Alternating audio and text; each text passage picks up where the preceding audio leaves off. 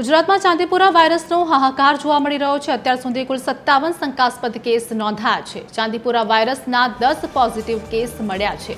અત્યાર સુધી કુલ 5 બાળકના કરુણ મોત નીપજ્યા છે। 57માંથી 42 સેમ્પલના રિપોર્ટ આવી ગયા, જેમાં 15 સેમ્પલના રિપોર્ટ હજુ આવવાના બાકી છે।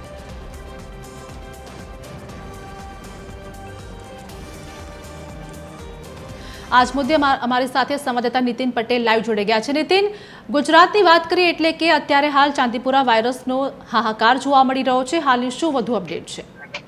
आरती, साबरकांठाना उत्तर गुजरात सहित राज्यभરમાં ચાંદીપુરા વાયરસનો કહેર યથાવત જોવા મળી રહ્યો છે।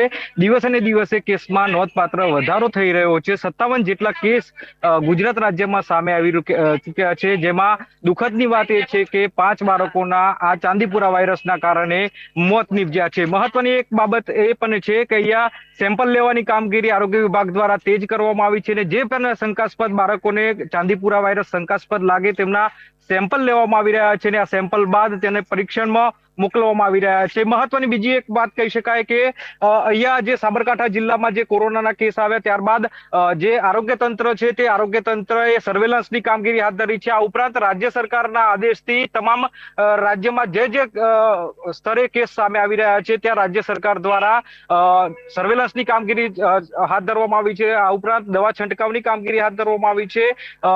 જેટલા શંકાસ્પદ દર્દીઓ છે તેમના સેમ્પલ લેવામાં આવી રહ્યા છે। આ ઉપરાંત જે મહત્વનું કહી શકાય કે જે બાળકોને શંકાસ્પદ લાગી રહ્યા છે તેમના વિશેરા પણ લેવામાં આવી રહ્યા છે। બાળકોને ટ્રીટમેન્ટ આપવામાં આવી રહી છે। કેટલીક હોસ્પિટલોમાં અલાયદી વ્યવસ્થા ઊભી કરવામાં આવી છે, જેથી કરીને બાળકોને સારી એવી ટ્રીટમેન્ટ મળી શકે। આ ઉપરાંત ખાનગી જે પીડિયાટ્રિક ડોક્ટરો આવી રહ્યા છે તેમની પણ આરોગ્ય વિભાગ દ્વારા સલાહ લેવામાં આવી રહી છે, અને ખાસ કરીને જે વિસ્તારમાં ચાંદીપુરા વાયરસના કેસ સામે આવી રહ્યા છે તે વિસ્તારમાં સર્વેલન્સની કામગીરી આરોગ્ય વિભાગ દ્વારા આરતી હાથ ધરવામાં આવી રહી છે।